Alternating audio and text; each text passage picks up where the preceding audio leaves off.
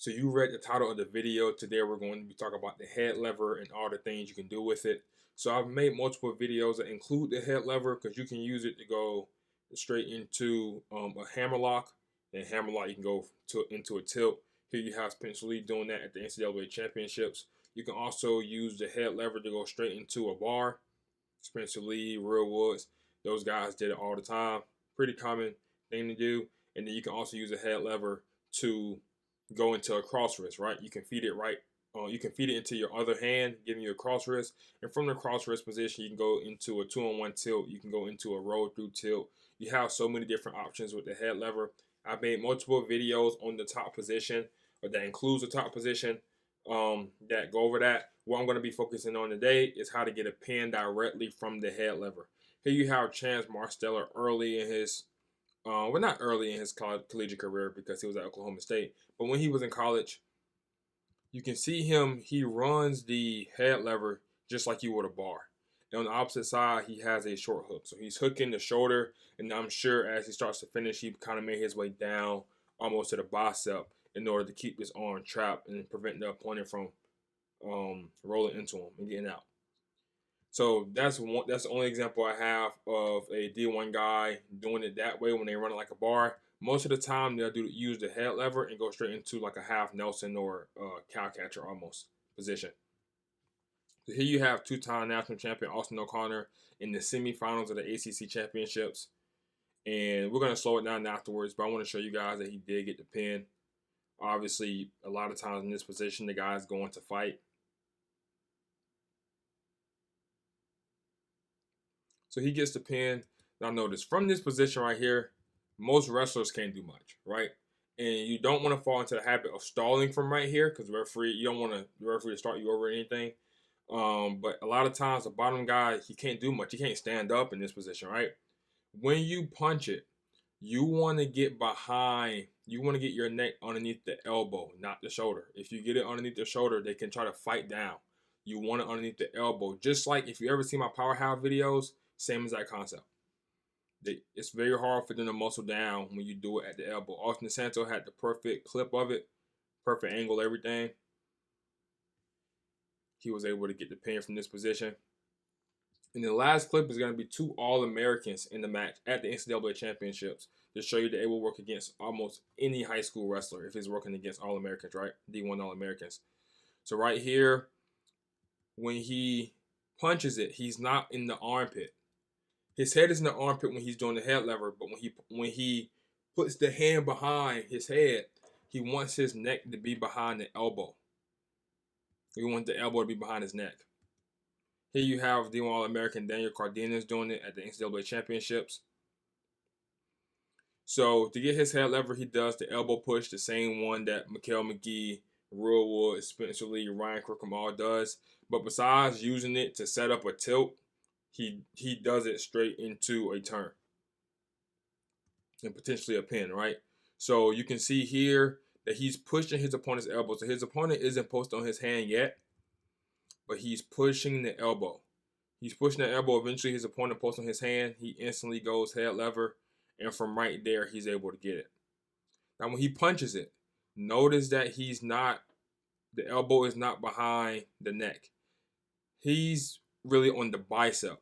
And that's why he kind of struggled with it a little bit more. But he just kept running his feet. Doesn't matter. Just keep running your feet. And the match is not going to always be perfect. And notice how he's trying to go over the head. He's trying to go over the head for the basic finish that you should always do.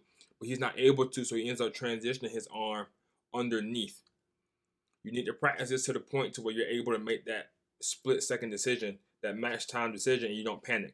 Last example here, this is Caleb Romero from Ohio State, multiple-time All-American versus Gavin Kane, the 11 seed. So this isn't the guy who had a Cinderella run. This was the guy who was always All-American level. As the 11 seed, you're predicted to make it to the blood round, right? So he has the head lever here.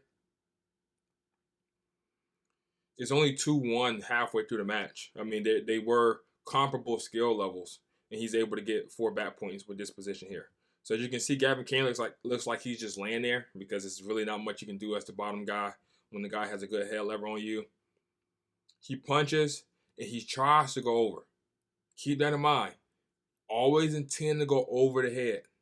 He intends to go over the head. The two examples we saw where they went over the head, Austin DeSanto and Austin O'Connor, they got the pin. Last example, when Daniel Cardenas went under, when he had to go under the head because he couldn't get over the head, he still got 4 back points, which is amazing, but he didn't get the pin. Same thing here. He tries to go over the head, but he ends up missing. Okay, no problem. Just go under the head. And he's able to get a full set of back points. Didn't get the pin, but still got a full set of back points. So that's good regardless. But obviously a pin, it's like a knockout, right? I mean, you just win the entire match. So thank you guys for tuning in to this video, and I will see you on the next one.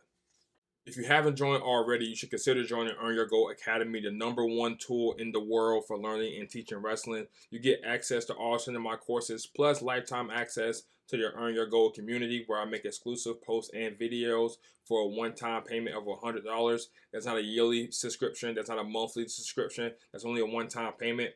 In the 10 courses, it's like any other course, where you'll have me showing the techniques myself, but then you'll also have YouTube videos attached to it, so you can see the best guys in the country and the best guys in the world using these techniques. And not only using these techniques, but the techniques being used against them. As you can see in this one, first clip I have Vito Arujau versus Pat Glory, right? 2 very good wrestlers. I even allowed the ability to leave comments underneath.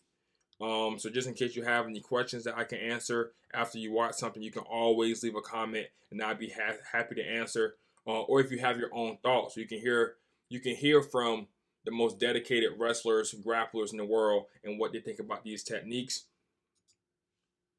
And then some videos are public, like this one. In other sessions, you'll have a public video and a unlisted video that you only have access to through the course.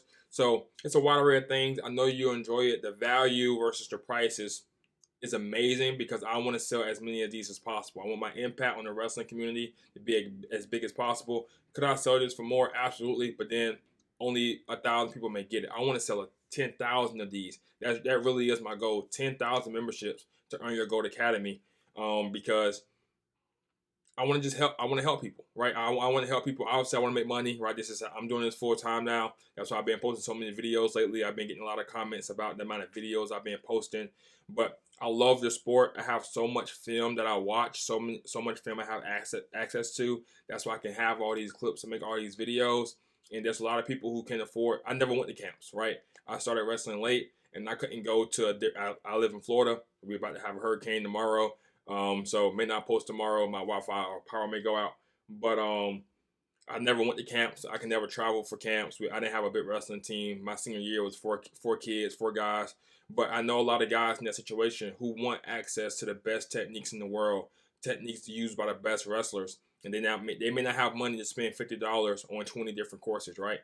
This right here is the best. I explain it so well, and if I don't explain it well enough, my breakdown video that you can watch right after will explain it well enough. If you're watching this YouTube video, you know how well I break things down. Imagine me actually showing the techniques myself. So didn't mean to put a whole sales pitch at the end of this video, but I know you guys will enjoy it. I've been getting great feedback in the past week of people who've been joining so far.